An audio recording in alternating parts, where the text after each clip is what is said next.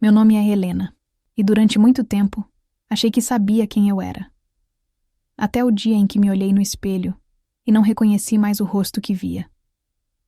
Eu sempre fui o tipo de pessoa que ouve, que acolhe, que tenta resolver o mundo dos outros, mas ninguém me ensinou o que fazer quando o erro é o meu. Conheci a Laura no colégio. Éramos inseparáveis, ríamos das mesmas coisas, sonhávamos os mesmos sonhos. Quando ela conheceu o Caio, eu fui a primeira a saber. Lembro dela me ligando, eufórica, dizendo: "Ele é diferente, Helena. Acho que é o homem da minha vida." E foi. Pelo menos por um tempo. Anos depois, eu me tornei madrinha do casamento deles. Chorei, ri, tirei fotos.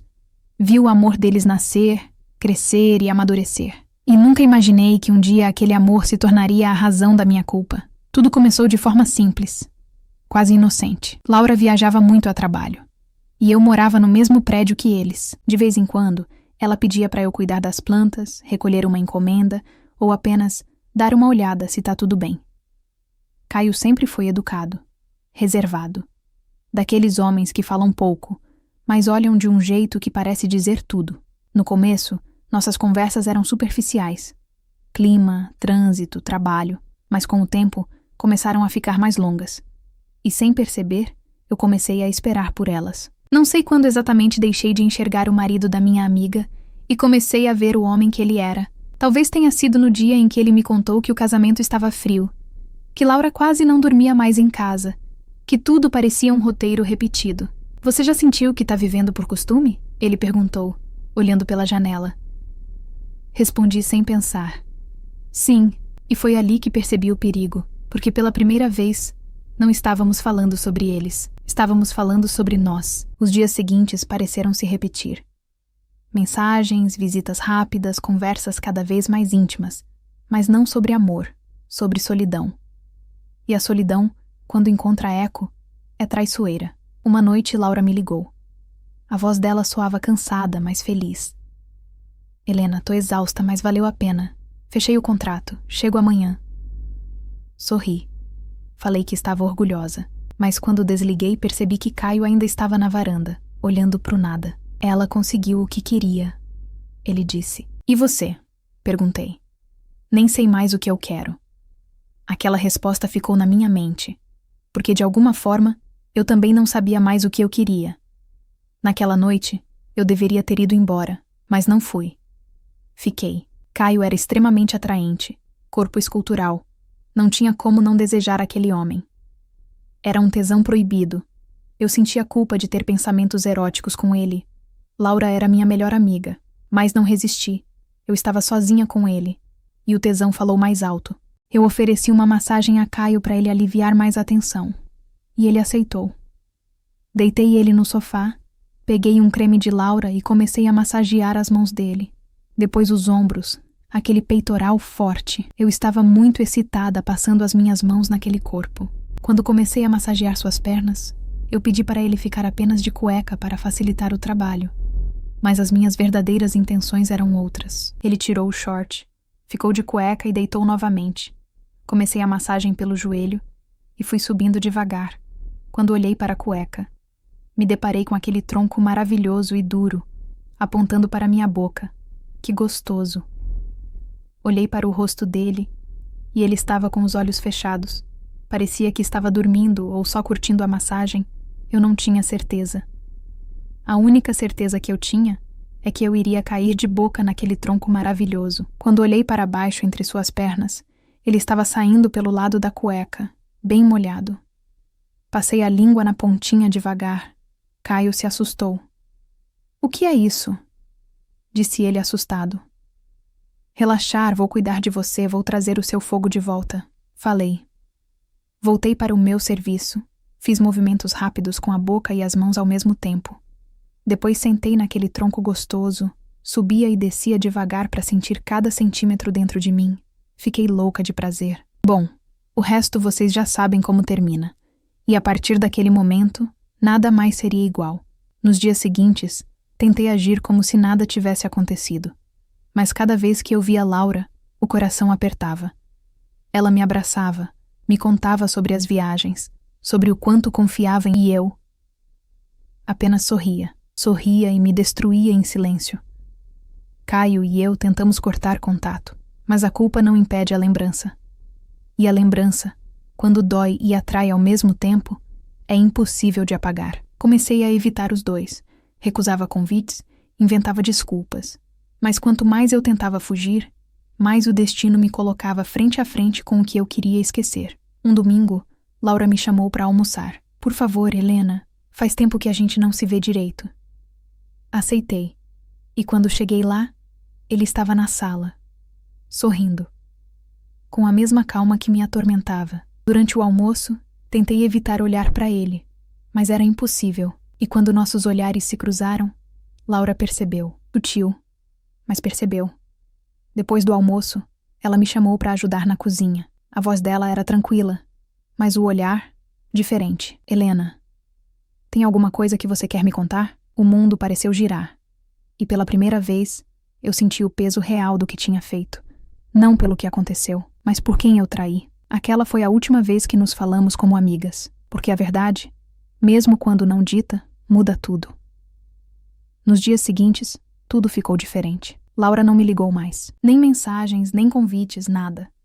O silêncio dela doía mais do que qualquer palavra poderia doer, porque às vezes o que destrói não é o grito, é o vazio depois dele. Caio tentou falar comigo. Mandei ele parar. Por favor, Caio, não me procura mais. Mas ele insistiu. Helena, você acha que eu não sinto culpa? Eu também perdi alguém. E foi ali que percebi. Ele falava de Laura, mas também falava de mim. E isso doía ainda mais. O tempo passou, mas o peso não. E a culpa é um tipo de fantasma que aparece nas horas mais calmas. Ela não fala, ela sussurra. Ela não bate a porta, ela entra. Comecei a evitar o prédio, os lugares que costumávamos frequentar até o supermercado. Tudo me lembrava deles, de nós, do que nunca devia ter existido. Uma tarde, encontrei Laura por acaso. Foi no estacionamento. Ela estava diferente, magra, cansada, o olhar duro. E mesmo assim, linda como sempre. Helena, disse ela com um tom frio, quase distante. Oi, Laura. Ela cruzou os braços. Você acha que eu sou burra? O mundo pareceu encolher. Não, claro que não. Então não me trata como uma. Tentei falar, mas ela me interrompeu. Eu sei. Desde aquele dia na cozinha, eu soube. Não precisava de prova. O jeito que você o olhava já era o suficiente. As palavras dela cortaram fundo. Laura, me perdoa. Eu me perdi. Ela riu. Você não se perdeu, Helena. Você me perdeu. E isso, você não vai recuperar. Quando ela foi embora, o som do salto ecoando no chão ficou gravado na minha mente. Era o som de um ciclo se fechando. Naquela noite, chorei até o corpo cansar. Não por ele, mas por ela, por nós, por tudo o que tínhamos construído e que agora só existia na lembrança. Caio se mudou alguns meses depois. Soube por vizinhos. Ele pediu transferência. Foi para outra cidade, disseram. E por um tempo, achei que o destino estava sendo justo. Que ele devia ir e eu ficar. Ficar para lidar com os escombros que ajudei a criar. Mas o problema de lidar com a culpa é que ela não tem prazo de validade. Ela se mistura com o cotidiano, com o café da manhã, com o sono leve, e quando você menos espera, ela te olha de volta no espelho. Passei meses tentando seguir. Voltei para o trabalho, fiz terapia, mudei o cabelo, mas nada realmente mudava, porque mudar por fora não apaga o que queimou por dentro. Uma noite, recebi uma mensagem, número desconhecido. Oi, é o Caio. Sei que não devia, mas preciso te contar uma coisa. Apaguei a mensagem, mas as palavras continuaram acesas na mente, e é assim que a culpa funciona. Você apaga, mas ela permanece. No dia seguinte, Laura postou uma foto. Era uma praia.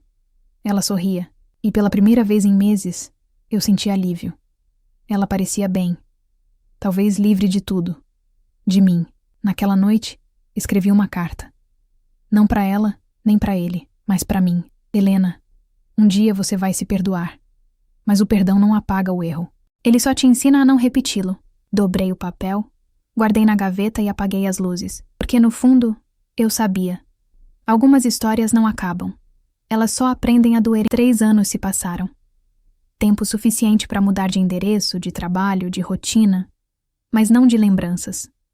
A dor, quando é profunda, não desaparece. Ela só aprende a caminhar em silêncio ao nosso lado. Eu já não morava mais no mesmo prédio. Tinha um novo emprego em uma livraria e tentava preencher os dias com histórias que não eram minhas. Livros têm uma vantagem. Eles terminam. A vida não. Foi numa terça-feira comum que o passado resolveu me encontrar de novo. Eu estava no balcão, atendendo uma cliente, quando ouvi uma voz atrás de mim. Helena, o mundo pareceu parar. Reconheci na hora. Mesmo depois de tanto tempo, a voz dele ainda tinha o mesmo tom. Baixo, calmo, mas cheio de lembrança. Virei devagar. Era Caio, mais envelhecido. O cabelo grisalho nas laterais, mas o mesmo olhar. O tipo de olhar que carrega tanto arrependimento quanto saudade. Quanto tempo? Ele disse com um meio sorriso. 3 anos. Você ainda conta? Algumas coisas a gente nunca para de contar. Ficamos em silêncio por alguns segundos. Ele segurava um livro. Era o mesmo que eu tinha dado para Laura no aniversário de casamento deles. O coração apertou. Você está bem? Perguntei. Mais do que mereço, talvez. E você? Eu sobrevivo. Ele riu de leve. Você sempre foi mais forte do que parecia. As palavras dele me atravessaram como antigamente, mas dessa vez eu não deixei que me levassem. Ficamos conversando ali, entre prateleiras e memórias. Ele contou que Laura tinha ido embora definitivamente. Pediu o divórcio. Mudou de cidade. Não nos falamos mais, ele disse. Acho que é o mínimo que ela podia fazer para se curar. Assenti. E então ele olhou para mim, com um olhar que eu já conhecia bem, mas dessa vez havia algo diferente. Não era desejo. Era arrependimento. Helena, eu penso em tudo o que a gente fez e percebo que nunca foi amor. Foi falta, e a falta é uma coisa perigosa. Engoli em seco. Eu sei, eu também confundi. Ele respirou fundo. Mas você me mudou. Acredite ou não, foi por sua causa que eu comecei a tentar ser alguém melhor. Sorri com tristeza. Então, talvez tenha valido a pena, mesmo que tenha doído. Ele me encarou, firme. Você ainda pensa nela? Todo dia. Caio abaixou o olhar. Eu também. Um silêncio pesado tomou conta. Entre nós, havia uma dor compartilhada. Não de amor perdido, mas de arrependimento dividido. E de algum modo, aquele silêncio foi o que nos libertou. Quando ele se despediu, deixou o livro sobre o balcão. Dentro, um bilhete. A mesma letra calma de antes. Algumas histórias não terminam. Elas só aprendem a existir em silêncio. Cuida bem do que sobrou de você, Helena. Caio. Fechei o livro e fiquei olhando para a porta por onde ele saiu. Sabia que era o fim. Mas dessa vez, não chorei, porque finalmente entendi. Nem toda história de amor precisa ter perdão. Algumas só existem para nos mostrar o quanto o amor pode doer quando nasce no lugar errado. Nos dias seguintes, continuei trabalhando. Voltei para a rotina, para o cheiro de café e papel. E aos poucos, o passado virou memória. Não mais ferida, só cicatriz. Às vezes ainda penso em... Espero que ela tenha encontrado alguém que a olhe do jeito que eu nunca devia ter olhado para o marido dela. E penso em mim, na mulher que eu era, na que me tornei. A vida segue, mesmo quando a gente não quer. E o tempo é o único que realmente sabe perdoar. Se você ouviu até aqui, talvez entenda. Nem sempre a gente erra por maldade. Às vezes, é só solidão. Mas toda escolha tem um preço. E o meu foi perder quem eu mais amava. Minha amiga e a mim mesma. Você acredita que o amor pode nascer do erro? Deixa seu comentário, o seu like.